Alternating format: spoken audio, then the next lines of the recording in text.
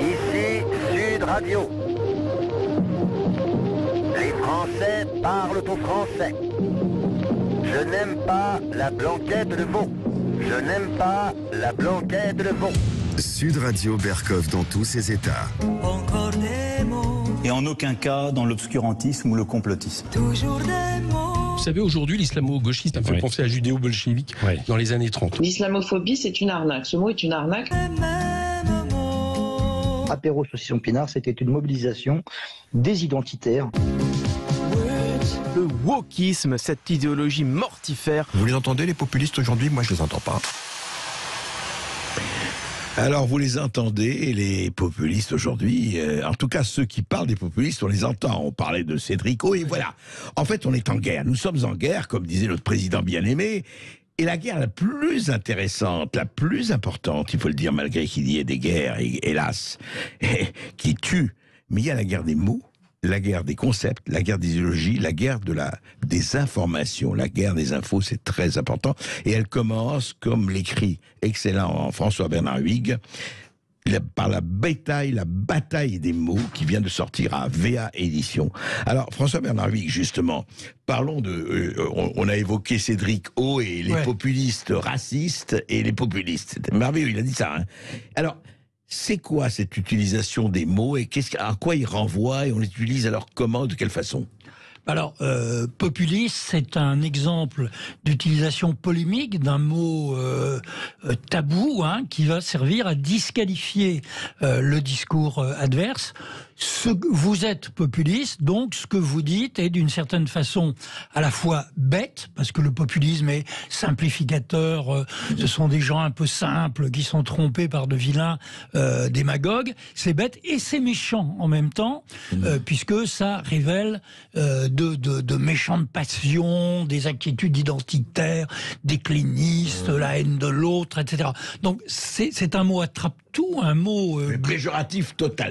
Totalement péjoratif, puisque traiter l'autre de populiste, sans avoir à dire si son idée est vraie ou fausse, ou sa mesure efficace ou pas, c'est disqualifier la source. Alors, si vous me donnez 20 petites secondes, essayons de refaire un peu l'histoire de ce mot populiste. Oui.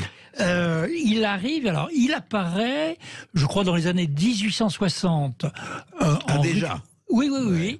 En Russie, mais alors je vais essayer de le prononcer sans vous faire rire, c'est Narodnaya Volia, la volonté du peuple. C'est un mouvement que nous qualifierions de gauchiste, anti-tsariste, anti-empire, anti-révolutionnaire, etc., mais fait essentiellement d'intellectuels et qui veulent réaliser la volonté du peuple. Ils vont être les premiers terroristes à faire les premiers attentats contre des représentants du tsar, etc. Du tsar, voilà. Et donc ils sont dans l'idée que c'est un concept idéologique. Ce sont ce qu'on appelle aujourd'hui des intellectuels bourgeois d'extrême gauche qui veulent absolument représenter la volonté du peuple, et y compris par des coups de pistolet. D'accord. Et par des bombes. Et on parlera également des populistes aux États-Unis une vingtaine d'années plus tard. Là, il s'agit, je dirais, de petits propriétaires, plutôt attachés à l'Amérique traditionnelle, etc., et qui sont contre les gros industriels du Nord, etc. Donc là, c'est plutôt une situation de classe, plutôt qu'une situation idéologique. Et puis le mot, il va traîner. Et aujourd'hui, alors c'est quoi? Aujourd'hui, le populiste, c'est un mot attrape-tout, puisqu'il sert à désigner un certain style politique, c'est-à-dire des gens qui seraient démagogues, qui en promettraient trop au peuple, ou donc, c'est-à-dire, par exemple, Cédrico, par exemple, c'est intéressant parce que ça m'intéresse d'avoir votre analyse, votre décryptage, François-Bernard Huyghe.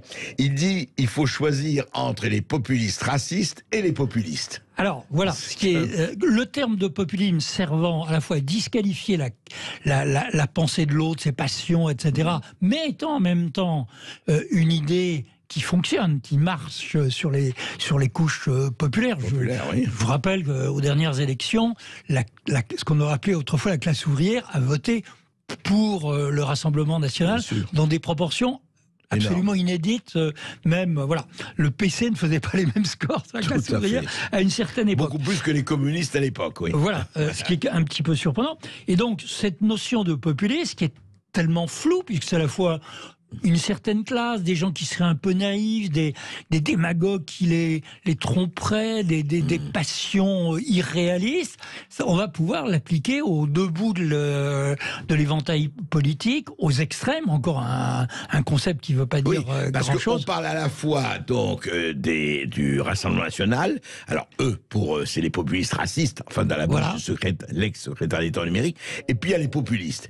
Mais ça veut dire, en l'utilisant, et on va parler des autres mots, dans votre livre il y en a beaucoup, est-ce que ça ne perd pas complètement de toute signification? On ne sait plus ce que ça veut dire. Totalement, puisqu'on peut reprocher aux uns, alors ça veut dire quoi un populiste raciste?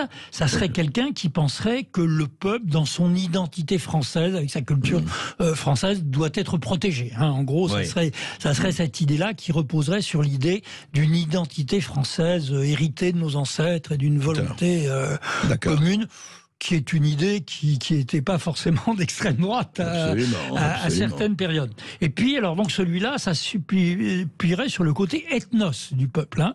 Et puis, il y aurait des populistes moins graves, si j'ose dire, moins bêtes et méchants, qui, eux, s'appuieraient sur une volonté populaire supposée, celle des pour proposer des solutions qui ne sont pas dans l'air du temps, qui sont contraires aux acquis sociétaux, qui sont contraires à la marche irréversible vers la mondialisation heureuse ou vers l'Europe. Et cela serait plus à gauche. Et finalement, comme ils ne seraient pas dans l'identitaire pur, leur situation serait moins grave. On peut les tolérer, quoi. En se bouchant les nez. Et on a vu la façon dont Ensemble, Renaissance, là aussi il y aurait beaucoup de commentaires à faire sur le sens de Ensemble et Renaissance, distingue parmi les NUPS, il y en aurait qui seraient vraiment très durs, qui s'en prendraient à l'état de droit, qui s'en prendraient à la police, et d'autres qui seraient simplement démagogues et pas du tout réalistes économiquement. Alors justement, François Benaragui, pour parler avant, vous parlez de beaucoup de mots, c'est très intéressant parce que vous les analysez à chaque fois. Les cancel culture, le clivage, le déclinisme, la démocratie, la désinformation. Justement, on parlait de la guerre de l'information, vous en parlez aussi, identitaire, idéologue. On va en parler dans l'islamo-gauchisme, bien sûr. Tous ces mots valises. Mais en fait, ce que vous dites, vous, c'est qu'aujourd'hui, on voit dans cette guerre-là l'utilisation des mots, mais justement, Comment il se fait que cette espèce d'orgie de tsunami de mots soit tellement utilisée à tort et à travers uniquement pour, effectivement, diaboliser l'adversaire ou pas? Qu'est-ce qui se passe là-dessus? Alors, parce qu'ils remplissent une fonction idéologique et médiatique au rabais, quoi. Hein, voilà. C'est vrai que nous sommes dans une époque où les grandes idéologies s'affaissent. Hein, je serais incapable de citer un grand auteur marxiste vivant aujourd'hui. Hein, en tout cas, un courant politique qui s'appuie sur une doctrine structurée comme a pu l'être. Ou même un grand auteur libéral, je parle du Ou temps même de un grand auteur libéral structuré, si vous préférez prendre un exemple libéral aujourd'hui. Donc, pour de multiples raisons, parce que le champ des possibilités du politique s'effondre, parce que nous sommes chahutés par la mondialisation, par l'infodémie, par la technologie, hein, toutes sortes de raisons. Donc, il y a moins d'utopie, il y a moins et donc, moins nous pouvons construire des discours ou des doctrines, des récits collectifs, plus on va se réfugier dans ces mots chewing-gum qui permettent d'attraper l'autre, de le discréditer, et en même temps on va se battre sur le droit d'utiliser les mots ou pas. Par exemple, évidemment, grand remplacement va être un mot tabou absolu, qu'on va d'ailleurs immédiatement qualifier de théorie complotiste du grand remplacement. 3 points en un, si j'ose dire. Ah oui, c'est ça. Je ne dis plus grand remplacement, je dis théorie complotiste du grand remplacement. Ça devient un syntagme figé, comme on dit en linguistique. Mais inversement, on va voir apparaître à droite des exemples, un exemple. La lutte contre le wokisme ou l'islamo-gauchisme, deux mots qui seraient tout aussi compliqués à définir, mais qui sont des concepts qui nous viennent des États-Unis, avec ce discours qu'on a vu par exemple dans un manifeste du CNRS contre un colloque soutenu par Blanquet, disant que les gens qui utilisent le terme, ça c'est en riposte quoi, fond du cours, les gens qui utilisent le terme d'islamo-gauchisme, utilisent un concept complètement creux, B, sont d'effroyables démagogues, et C, en réalité, ils nous discréditent et ils utilisent un mot diabolisant. Donc, vous voyez, c'est un effet en miroir. Chacun dénonce l'effet rhétorique diabolisant de l'autre et sa vacuité intellectuelle. Et c'est un cercle concentrique, et ça marche comme ça. Concentrique, puisque en riposte, d'autres vont attaquer la cancel culture ou l'islamo-gauchisme, qui à son tour attaquera le déclinisme, etc., etc. Donc on est dans un jeu de ping-pong des mots, et on entend siffler les balles toute la journée. C'est vrai. Et comme vous dites, les mots chewing-gum, on voit l'abaissement quand même du niveau de ce point de vue-là. On en parle tout de suite après petite pause. Et si vous êtes complotiste, populiste ou islamo-gauchiste, vous nous appelez au 0826 300 300. Ici Sud Radio. Les Français parlent au français. Les carottes sont cuites. Les carottes sont cuites. Sud Radio Berkov dans tous ses états. Et François-Bernard Luig dans tous ces mots. Alors justement, on parlait de cette espèce de guerre des mots, enfin utilisés par les uns, par les autres, avec, comme vous dites, les 2e, 3e, 4e degrés, etc. Ça rebondit, ouais. Ça rebondit. Alors justement, François-Bernard Luig, vous avez utilisé ce mot qu'on entend un peu partout, complotisme. Alors ça aussi, tout le monde se traite de complotiste, y compris les comploteurs d'ailleurs. Donc, pourquoi s'agit-il ? On est toujours le complotiste de quelqu'un, d'une certaine façon, à partir du moment où on accuse un groupe humain coordonné d'avoir, je dirais, une action disproportionnée. Et surtout si on n'est pas d'accord avec cette thèse. Surtout si on n'est pas d'accord, oui, c'est pas un compliment. Hein, voilà. Le complotiste, ça serait c'est l'explication du monde de l'autre qui accuse le grand capital, la CIA, les Russes, etc. Donc, alors, là aussi, c'est intéressant de prendre chronologiquement ça, une notion qui a été, me semble-t-il, lancée par le grand philosophe épistémologue Karl Popper. Et il parle d'une démarche mentale déviante. Le complotiste, c'est pas forcément quelqu'un au départ de délirant ou de menteur ou qui répand des fake news, c'est pas du tout la même notion. C'est quelqu'un qui interprète la réalité qui lui plaît pas, la réalité qui va pas, comme étant le résultat de l'action d'une poignée d'hommes, en général ce sont des hommes, très organisés, très puissants, qui se réunissent. Alors, la caricature, c'est la cave, ou comme dans le fameux protocole des sages de Sion, voilà, des grands maîtres qui se réunissent dans un lieu secret, un peu, voilà.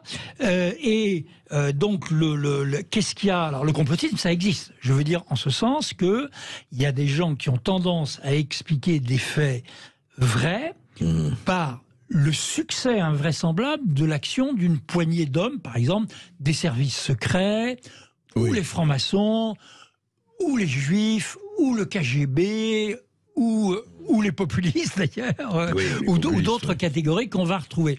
Alors, il y a un délire quand même là-dedans. Il y a quelque chose de délirant. Qu'est-ce qui est délirant ? C'est pas de croire qu'il y a des complots. Il existe des complots. Bien sûr. Nous-mêmes, quand on a été jeunes, on a peut-être appartenu à des groupes qui s'imaginaient qu'ils allaient renverser le système, etc.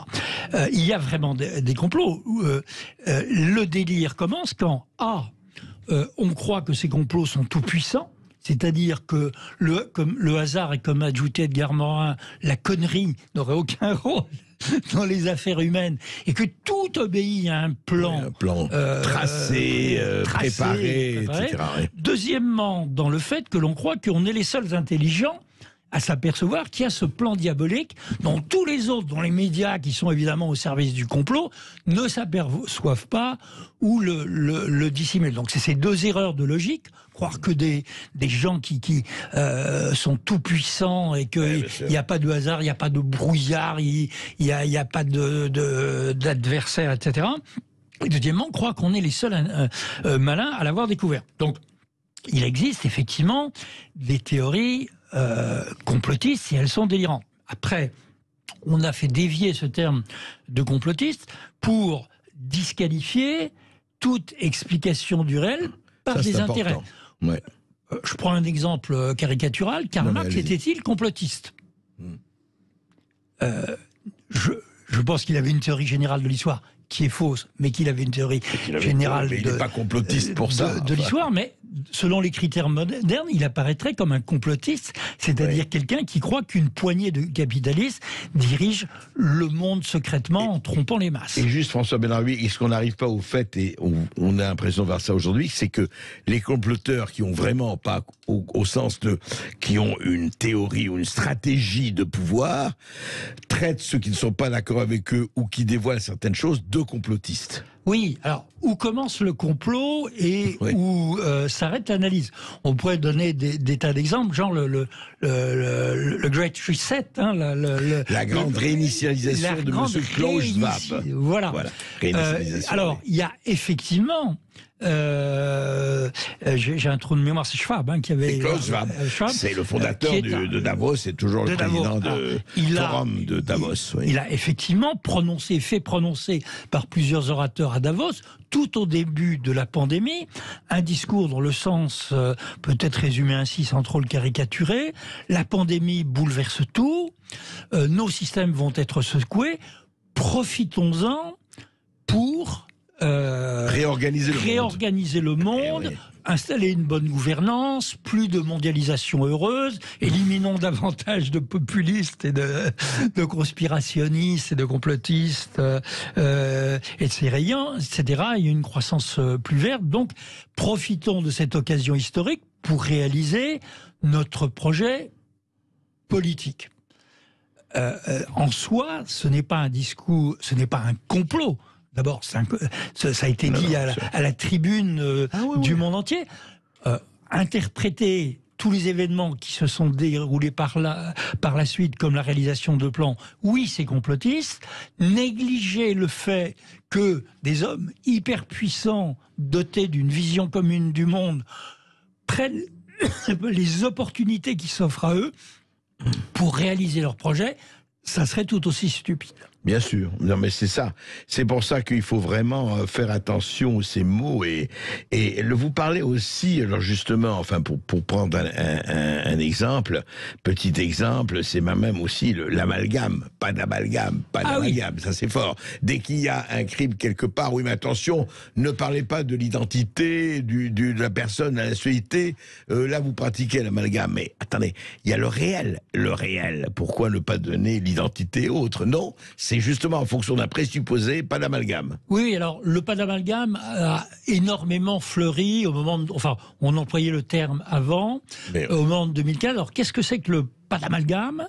C'est une accusation intellectuelle portée vers votre interlocuteur de fait de créer des relations de causalité entre, par exemple, l'islam et le terrorisme. Alors, il est exact que tous les musulmans ne sont pas terroristes. Là, on est tous d'accord.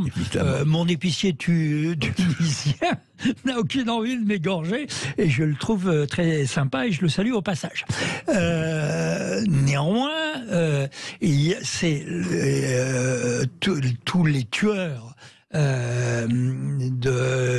du Bataclan étaient animés par une idéologie bien précise. Islamiste, c'est une sous-catégorie du salafisme, lui-même relevant des hanbalites, relevant des sunnites, etc. On peut remonter jusqu'au VIe siècle comme ça, et qui était animé par des motifs nettement idéologique et qui avait un but idéologique qui était l'établissement de l'Oumma sur le monde entier en terrifiant ses adversaires et en créant ils l'ont écrit, théorisé, il n'y a aucun doute. Il n'y a pas de complot là d'ailleurs. Il y a un complot, oui, en sens que ils sont arrivés le même jour avec des kalachnikovs et des faux papiers qu'il a fallu une organisation.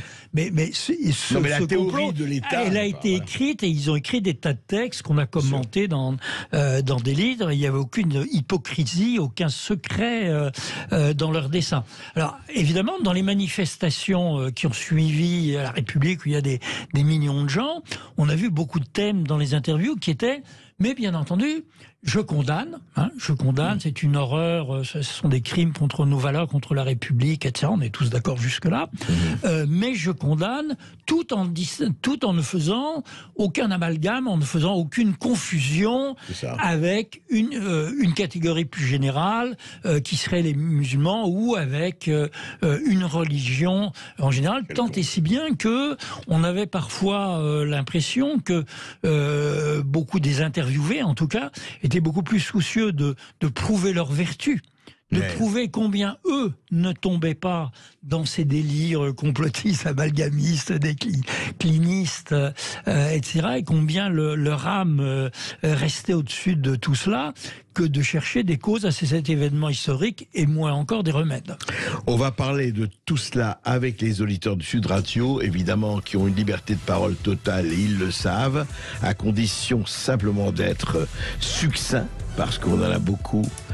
Et on vous a sûrement accusé de ces anathèmes, ça vous fait réagir, vous nous appelez au 0826 300 300. Ici Sud Radio. Les Français parlent au français. Je n'aime pas la blanquette de veau. Je n'aime pas la blanquette de veau. Sud Radio Berkov dans tous ses états. Et c'est accessoirement la fête des Pères ce dimanche, alors je tiens à vous préciser que comme hier, lorsque vous réagissez au 0826 300 300 et que vous nous interpellez, François Bernard Huyghe, vous avez une chance de gagner une montre offerte par Icewatch et Sud Radio, la Ice Solar Power. Bonjour Angèle. Oui, bonjour Monsieur Berkov, bonjour Monsieur Huyghe. Bonjour. Oui, bonjour. Huyghe, pardon. Je vous en prie. Voilà, moi je voulais intervenir sur le mot complotiste. Oui. Alors pour moi, je vais vous dire, à l'heure actuelle, dans notre espace-temps macroniste, le mot complotiste, en fait, c'est plutôt un compliment. Parce que, en fait, que ce soit vrai ou pas, les gens s'autorisent à réfléchir, à penser, à comparer, à analyser. Ils s'autorisent à avoir des idées. Ils s'autorisent à conclure parce que, voilà. Et en général, c'est quand même basé sur des faits réels. Donc, pour moi, je veux dire, le complotisme, pour moi, c'est un compliment aujourd'hui. Oui, c'est-à-dire que ce que vous dites, en fait, Angèle, mais c'est pas je traduis, vous le dites clairement, mais en fait, quand quelqu'un, aux yeux du pouvoir, aux yeux d'un certain nombre de gens, s'avise à exprimer une opinion dissidente ou différente, vous savez, c'est qui veut nommer son chien l'accuse de la rage et qui veut l'éliminer l'accuse de complotisme. Oui, alors ce que je voulais rajouter, c'est très rapide. Je voulais simplement rajouter que du coup ça m'a coupé l'idée. Ah, pardon. Mais bon, je vais simplement poser la question parce que pour moi, je pense que quand on traite quelqu'un de complotiste, c'est simplement lui soustraire la liberté de penser et la liberté d'expression, ce qu'on avait le droit de faire il y a 5 ans, avant le quinquennat Macron. C'est-à-dire que ça serait intéressant, je ne sais pas si le monsieur il a regardé, mais ce serait intéressant de faire une étude concernant le mot complotisme. Le nombre de fois il était utilisé avant le quinquennat Macron et le nombre de fois où il est utilisé depuis 5 ans. Alors là, on aurait vraiment une indication. Angèle, il va vous répondre là-dessus, François Bernard Huyghe. Je n'ai pas fait d'études scientifiques là-dessus. Ça pourrait se faire, hein, bien entendu. Il y a des tas de logiciels d'analyse sémantique qui vous disent la date d'apparition d'un mot, sa fréquence sur les réseaux sociaux, dans les médias, etc. Mon intuition serait plutôt que vous avez raison, madame, et que le terme de complotiste a été beaucoup utilisé, disons, par les milieux macronistes, etc. Pourquoi ? Parce que eux, ils sont d'une part dans l'idée que eh bien, eux sont les progressistes dans un sens très mou, c'est-à-dire des gens qui sont dans le sens du progrès, dans le sens des progrès sociétaux, dans le sens de l'élargissement de l'Europe, dans le sens de la numérisation, dans le sens de l'histoire, dans le sens du temps, dans le sens de l'économie, etc. Et que tous ceux qui critiqueraient cette marche du temps, alors plutôt de droite, plutôt Rassemblement National, accusant, disons, les élites, ou plutôt de gauche, accusant le capital international, les deux n'étant pas inconciliables, mon général, ces gens-là seraient dans le délire, et qu'au fond, c'est une idée qu'on pourrait d'ailleurs rattacher au 19e siècle, à Saint-Simon, qu'il faudrait remplacer le gouvernement des hommes par le gouvernement des choses, c'est-à-dire la recherche des bonnes solutions bien logiques selon des... Oui, mais en attendant, ce sont eux, ils les traitent de complotistes. Ils traitent leurs adversaires de complotistes, on est bien d'accord là-dessus, et c'est vrai que certains maintenant prennent le terme de complotiste un peu comme ils relèvent l'injure comme un titre de gloire. Alors, le complotisme tel que j'ai essayé de le définir tout à l'heure, il commence bien. Il finit mal, mais il commence bien. Je m'explique. La démarche du complotiste qui veut tout vérifier, ce qui est normal, qui ne croit pas systématiquement à ce que lui disent les médias, qui recherche s'il n'y a pas des coïncidences bizarres, etc., elle commence bien. Il faut être très critique, et en un certain sens, le complotisme commence par de la critique. C'est l'esprit critique. L'esprit critique, qu'est-ce qu'on devrait enseigner aux enfants à l'école, à raisonner par soi-même.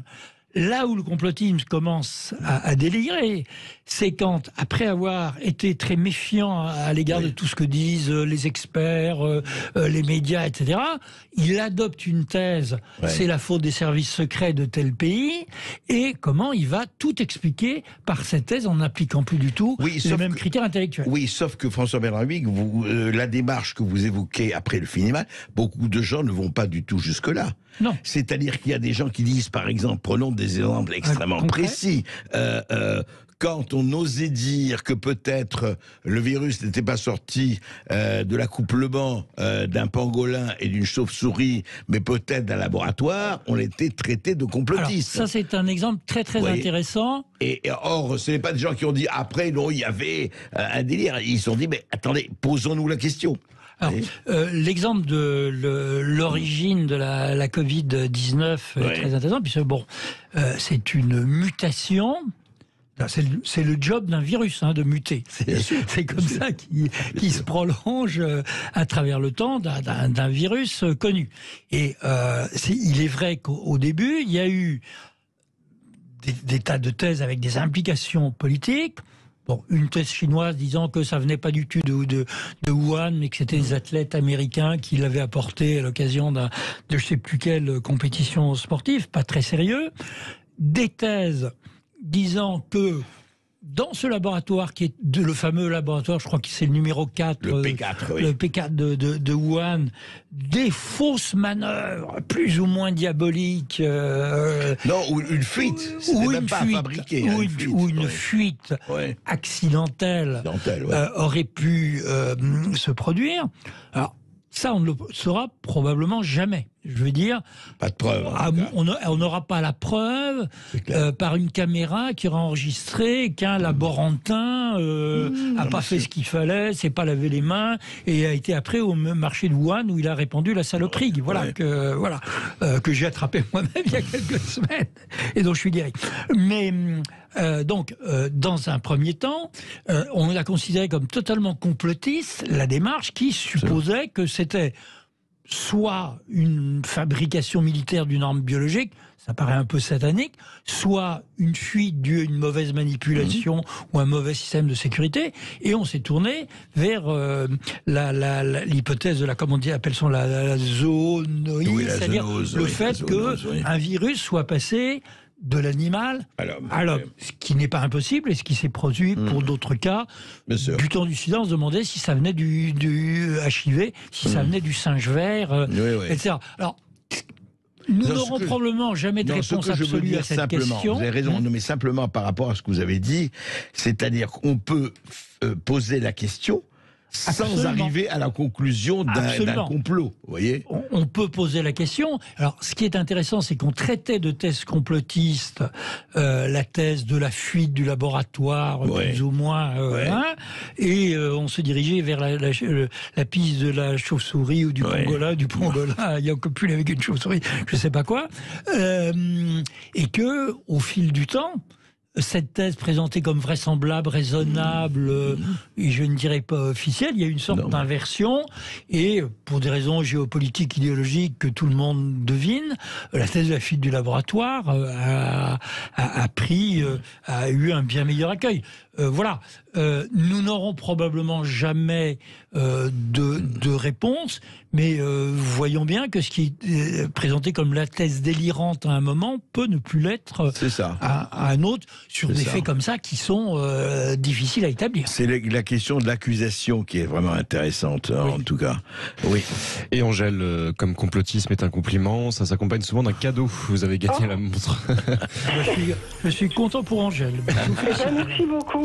La Ice Solar Power que vous offre Sud Radio et Ice Watch, c'est la montre du moment qui puise uniquement son énergie dans la lumière naturelle et artificielle. Merci beaucoup Angèle d'avoir appelé, et merci à tous ceux qui nous appellent et qui continuent de nous appeler au 0826 300 300. À tout de suite. Ici Sud Radio. Les Français parlent au français. Les carottes sont cuites. Les carottes sont cuites. Sud Radio Berkov dans tous ses états. François-Bernard Huyghe, La bataille des mots chez VA Édition. Mais justement, dans votre livre, vous parlez aussi, et vous citez quelques livres. D'ailleurs, après chaque mot, vous citez un livre de référence. Un livre par mot. Voilà, c'est bien, un livre de référence. J'en ai lu au moins 45 dans ma vie. Voilà, ce qui est déjà pas mal. Je sais que vous en avez eu beaucoup plus. Non, mais vous dites, justement, on parle à diverses reprises, on dit la droite a gagné la bataille des idées, et c'est vrai que c'est très loin, c'était la gauche dominée depuis les années 40, etc., et encore plus même les années 30, et puis là, la droite a gagné la bataille des idées. Alors, est-ce qu'il y a un décalage quand même et un manque de corrélation avec la politique? Parce que si on regarde le résultat du premier tour des législatives, le moins qu'on puisse dire qu'il y a la Renaissance, le parti macronien qui est quand même en tête, même de très peu, mais celui qui le suit de très peu, c'est la NUPS, qui est le programme commun de la gauche, enfin, le petit programme commun de la gauche. Et le RN n'a pas fait mauvaise figure, les reconquêtes moins, le LR n'en parlons pas. Donc la gauche a gagné la bataille des idées, mais pas celle des urnes. Alors, oui, il y a une grosse différence entre les deux, ça me semble-t-il. Pour la bataille des urnes, il faudrait analyser les chiffres très finement, déjà parce qu'on parle avec une abstention record, donc quand on dit il y a 25% des voix, c'est moins de la moitié. En vérité, 25% des voix, on est dans ces sujets-là. Et par ailleurs, l'exploit de la gauche est d'avoir strictement additionné au bénéfice plutôt de Mélenchon, de son aile, disons, radicale, l'addition mathématique des voix écolo, social-démocrates du PS et communistes. Entre 2017 et 2022, ils ont un petit peu perdu, mais simplement, cette fois-ci, elles étaient additionnées, tout à fait. Voilà. Quant au Rassemblement national, il a progressé en nombre de voix. Et si on lui additionne ce qu'on va voir au deuxième tour, des voix reconquête ou Dutronc et Aignan, il a progressé électoralement sous toutes les réserves que je viens de dire. Bon, évidemment, c'est pas du tout ce qui se traduit en termes de visibilité médiatique, de représentation des idées, etc. Alors, il s'est produit un phénomène très intéressant, je dirais, dans les derniers mois, qui est que une partie de la gauche ou du camp progressiste, s'est mis à s'inquiéter de ce que les plus durs ont appelé la zémourisation des esprits, qui ont été une sorte de complot intellectuel d'Éric Zemmour appuyé sur Bolloré pour tromper les populistes, quoi, en gros, pour reprendre nos notions de tout à l'heure. C'est-à-dire une sorte de pouvoir de fascination fabuleux qu'aurait exercé Éric Zemmour. Pouvoir de fascination, non. Pouvoir de visibilité y compris pour être dénoncé par ses adversaires. Oui, il a été extraordinairement présent pendant une période, et la campagne présidentielle a consisté pendant plusieurs mois à avoir peur de Zemmour, puis pendant 15 jours à avoir peur de Marine Le Pen, et maintenant à avoir peur de Mélenchon pour simplifier un petit peu. Mais il y a eu quand même cette idée promu par par exemple par des manifestes de libération, mais aussi présente chez les macroniens, que thèse un petit peu complotiste d'ailleurs, qu'il y a eu une droitisation des esprits. Que au fond, les déclinistes, nostalgiques, identitaires, gagnaient un petit peu la bataille des idées parce que ils avaient une présence audiovisuelle qu'ils n'avaient pas auparavant, ou parce que certains livres, Zemmour par exemple, mais il y en a bien d'autres qu'on pourrait citer, faisaient un succès en librairie. En partie vrai. C'est vrai que des livres qui ont eu un succès qu'on n'aurait pas imaginé d'autre part. Et par ailleurs, on a vu une partie de l'intelligentsia de gauche ou médiatique s'inquiéter de ce processus de droitisation des esprits, certains allant même chercher les théories de Gramsci. Au fond, les gens de droite ont récupéré les théories de Gramsci pour gagner la bataille des idées. Allez, salauds. Et on accusait même Alain de Benoît qui avait énoncé cette idée il y a plus de 50 ans. Mais en fait, François Bernard-Wick, ce qu'on peut dire, c'est que, mais encore une fois, il faut peut-être pas corréler la bataille des idées qui est à long terme et la bataille politique qui est à court terme. Qui est à court terme. Qui n'a rien à voir, puisque Zemmour a fait 7%, bon, qui n'est pas négligeable, mais enfin, et puis aucun des membres de Reconquête ne sont présents au second tour. Pour de multiples raisons, dont certaines sont sociologiques. Il pensait faire l'union de la droite patriote et des couches populaires. Bah, c'est sûr qu'il n'a pas eu les couches populaires. Hein. C'est assez évident. Les intérêts, la sociologie, la culture, ça joue. Et alors, c'est vrai qu'il y a un paradoxe dans le fait, par exemple, entre le score de Zemmour qui a levé le tabou sur grand remplacement, qui était un terme absolu, la théorie complotiste du grand remplacement, et le fait que des sondages montrent que la majorité des Français, quand on leur présente la thèse du grand remplacement, il adhère, 62%, je crois, ou quelque chose comme ça. Donc, je pense qu'il faut faire une distinction entre ce qui se traduit en vote, ou ce qui se traduit en décision d'être dégoûté de la politique, de s'abstenir. Les forces politiques, la présence sur le marché des idées, mais évidemment la droitisation des idées, des esprits, ou la zémorisation encore plus. Moi, je la vois pas tellement dans les médias, je la vois pas tellement dans l'université, et je la vois pas tellement dans l'entreprise en particulier, où des idées plutôt venues des États-Unis woke ont un succès incroyable. Beaucoup plus fort, oui. Voilà. Entre ce que croient les gens à un sondage sur l'identité française, est-ce que la France est en déclin, est-ce que tout va mal, est-ce qu'il faudrait plus d'ordre et d'autorité, une traduction électorale d'une part, et d'autre part la présence de ces idées auprès des élites, de ceux qui ont le droit de s'exprimer, ce sont trois choses totalement différentes. Faut le rappeler. Et d'ailleurs, je vois quelqu'un comme Eugénie Bastier, qui critique l'optimisme de droite et qui critique l'idée que la droite s'est persuadée à un moment d'avoir gagné la bataille des idées. Elle ne l'a certainement pas gagnée. Encore faut-il définir ce qu'est la droite. On est parti pour 3 heures. Là, ça serait dit. Et nous sommes avec Dust, et il ne nous reste pas 3 heures, alors on va essayer de faire vite, qui nous appelle de Héran. Bonjour Dust. Oui, bonjour Dust. Bonjour André Berkoff, bonjour à votre invité et aux éditeurs de Sud Radio. Depuis tout à l'heure, on parle de jeu des mots, et j'ai tendance à appeler ça de la propagande. Et ce qui est assez rigolo dans votre émission d'aujourd'hui, c'est que votre premier invité a parlé de gouverner par la peur. Et je ne crois pas que ça soit complotiste de dire que la propagande marche mieux avec des gens qui ont peur. C'est clair. Et sinon, j'ai une deuxième remarque à propos des complots. Je pense qu'il y a des complots, en fait, ils sont à ciel ouvert. Quand, par exemple, Bayer fait des pesticides, connaît les dégâts qu'ils peuvent faire, et en même temps fait des médicaments qui soignent les dégâts, notamment de la malbouffe, est-ce qu'on peut les traiter de complotistes? À mon avis, oui, sauf qu'on le sait. Voilà. Et sinon, dernière remarque, je voulais dire qu'en fait, je pense que l'histoire de l'humanité est parsemée de complots. Notamment la Saint-Barthélemy, peut-être même la Révolution française, parce que c'est peut-être pas les paysans qui l'ont initié. Peut-être même les complots dans la Rome antique aussi, il y en avait pas mal. Énormément. Ouais. Non, ça, par exemple, ça c'est un très bon exemple. Est-ce que la Révolution française est le résultat d'un complot? J'ai envie de répondre oui et non.